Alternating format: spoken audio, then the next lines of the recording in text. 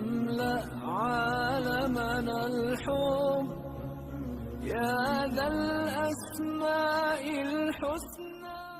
نحمده ونصلي ونسلم على رسوله الكريم وعلى آله وأصحابه أجمعين، أما بعد. أعوذ بالله من الشيطان الرجيم، بسم الله الرحمن الرحيم. ناظرین و سامعین، السلام علیکم ورحمۃ اللہ وبرکاتہ. تخلیق انسان اسلام اور قرآن کی روشنی میں انسان اشرف المخلوقات، جو ستاروں پر کمن ڈالے اور مریخ اور دوسرے سیاروں کو جا پہنچے، خود کیا ہے، اس کا مقام کیا ہے، اس کی پہچان کیا ہے، اسی سے آشنا نہیں ہے. اچھا، قرآن نے انسان کن کو کہا؟ انسان کون ہوتا ہے؟ میں اس حوالے سے جہاں جہاں قرآن کا لفظ آیا ہے اس میں سے کچھ آیتیں آپ تک پہنچا رہا ہوں.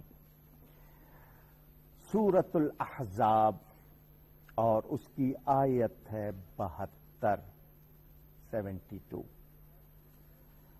انا عرضنا الامانة على السماوات والارض والجبال فابين ان يحملنها واشفقن منها وحملها الانسان انه كان ظلوما جهولا. ہم نے پیش کی یہ امانت آسمانوں، زمینوں اور پہاڑوں کے سامنے کہ وہ ذمہ داری اٹھا لیں، تو انہوں نے انکار کر دیا اس کے اٹھانے سے، اور وہ ڈر گئے، اس سے ڈر گئے اور اٹھا لیا اس کو انسان نے. بے شک یہ ظلوم بھی ہے اور جہول بھی ہے. کامیابی اور سربلندی، فلاح دارین، فلاح کا لفظ فوز و فلاح، کامیابی اور بھلائی، اس کا تاج کس کے سر پر رکھا جاتا ہے؟ جو اللہ تعالی اور اس کے رسول کریم صلی اللہ علیہ وسلم کے لیے سراپا تسلیم و رضا بن جاتا ہے. چوں چرا، اگر مگر، ifs بٹس، سپوز، یہ نہیں کہتا. وہ دل و جان سے مانتا ہے اور شوق سے عمل کرتا ہے، اعتراض بھی نہیں کرتا، شکایت بھی نہیں کرتا، بلکہ خوشی کہ رب نے اس لائق بنایا. یہ بندگی بہت بڑا اعزاز ہے. آئیے اس حوالے سے بات کریں. امانت سے مراد، اللہ تعالی نے انسان کو زمین میں خلیفہ بنایا. یہاں علماء کا فرمان ہے تکلیفات شرعیہ، عبادات، اخلاقیات، ہر قسم کے قوانین اس میں داخل ہے. اللہ تعالیٰ نے آسمانوں، زمین اور پہاڑوں کو فرمایا ہم تمہیں اختیار اور ارادہ کی آزادی دیتے ہیں، کیا تم اس اختیار اور آزادی کے ساتھ اس امانت کا بار بوجھ اٹھانے کے لیے تیار ہو؟ انہوں نے عاجزی کا اعتراف کیا، معذرت خواہی کر دی، اپنی بے بسی کا اقرار کر دیا. بہت بھاری بوجھ ہم سے نہیں اٹھے گا، ہم نہیں اٹھا سکتے. ہمیں کہنا ماننا، جو اطاعت کے معنی فرما برداری، کہنا ماننا، ثواب کی زیادہ امید، ہم جتنا کر رہے ہیں اس سے زیادہ نہیں. انہوں نے کہا کہ یا اللہ تو نے جس کے لیے بنایا ہم تیرے حکم کے مطابق کر رہے ہیں، اس سے زیادہ نہیں کر سکتے. اختیار اور آزادی یہ دو لفظ ہیں جن پر میں تھوڑی سی آپ کی توجہ چاہتا ہوں. انسان کو گھر میں، ادارے میں، شہر میں، ملک میں کوئی ارادہ، اختیار مل جائے، حیثیت مل جائے، منصب مل جائے تو اس میں بہت خطرات ہوتے ہیں. آپ اگر اپنے گھر کی حد تک ہیں، آپ کی مرضی، آپ جو کر لیتے ہیں، لیکن جب آپ دوسروں پر اثر انداز ہوں گے، آپ کے اوپر ذمہ داریاں، حقوق، وبال، بہت کچھ آ جاتا ہے. جہاں کہیں بھول ہوتی ہے پھر وہیں پکڑ ہوتی ہے، پھر وبال بھی ہوتا ہے اور ہمیشہ کے لیے بہت ہی اس کا خطرہ بھی رہتا ہے. آج ایک بچہ ہو جو اسٹوڈنٹ ہے، طالب علم، یا ایک ٹیچر ہو، ایک مریض ہو یا ایک ڈاکٹر ہو، ایک کسٹمر ہو یا ٹریڈر ہو، رعایا ہو یا حکومت ہو، ہر ایک کو احساس رہنا چاہیے کہ ہم امانت دار بھی ہیں اور ذمہ دار بھی ہیں. یہ اختیار اور ارادے ہمیں جو ملے ہیں، کیا ہم ان کا صحیح استعمال کر رہے ہیں؟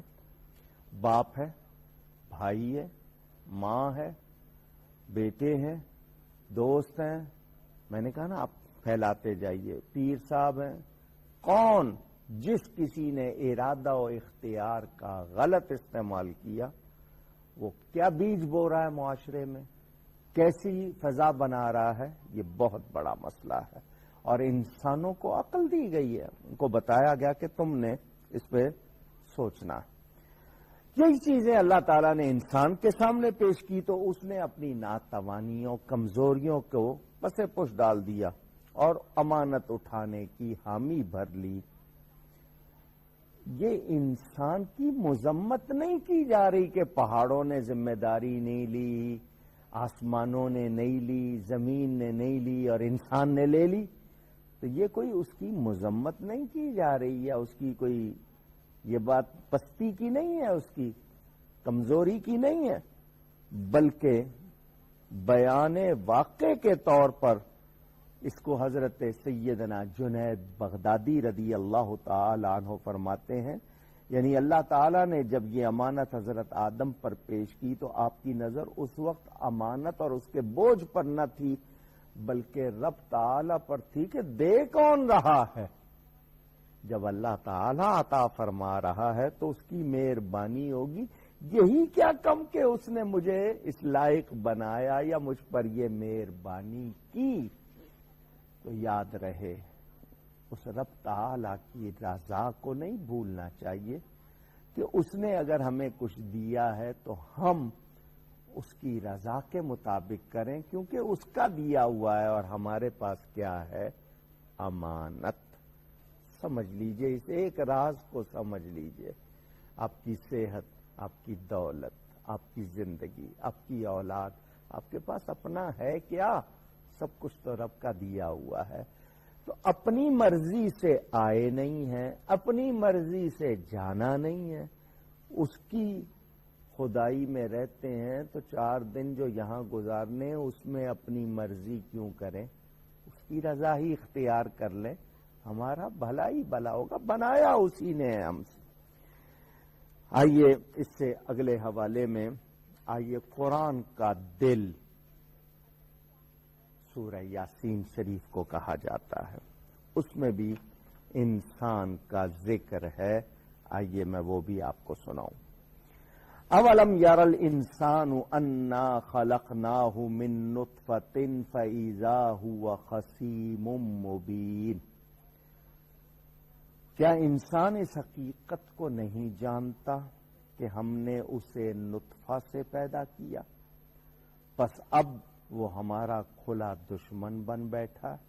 وضرب لنا مثلا ونسی خلقہ، اور بیان کرنے لگا ہے ہمارے لیے عجیب و غریب مثالیں، اور اس نے فراموش کر دیا ہے اپنی پیدائش کو.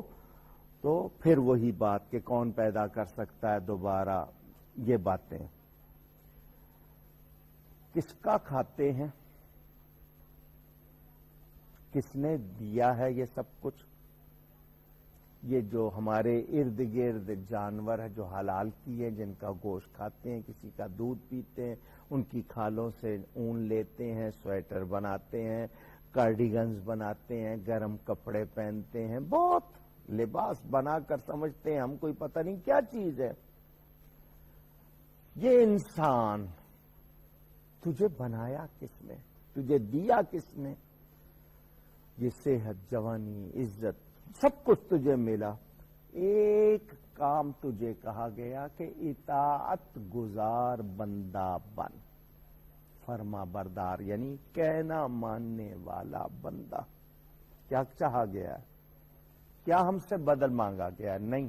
اور یہ بھی ہمارے لیے کہ ایسا کرو گے تو نوازے جاؤ گے، مہربانی ہوگی، مگر ہم سوچتے ہی نہیں، غور ہی نہیں کرتے۔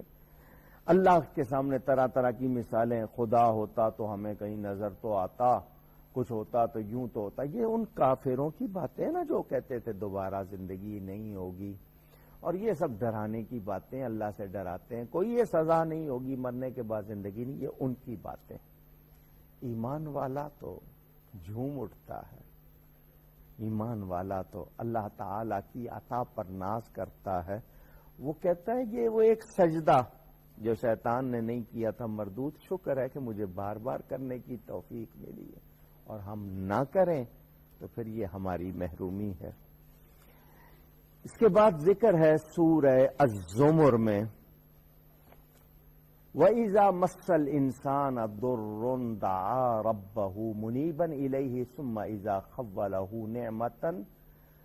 نعمة منه نسي ما كان يدعو إليه من قبل وجعل لله أندادا ليضل عن سبيله۔ یہ آیت نمبر 8۔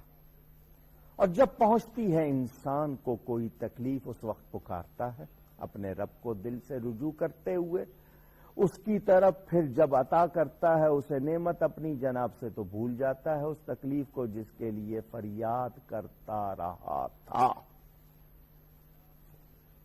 انسان کیسا واقع ہوا ہے؟ تکلیف آئے تو کیا حال ہوتا ہے، خوشی ہو تو کیا حال ہوتا ہے۔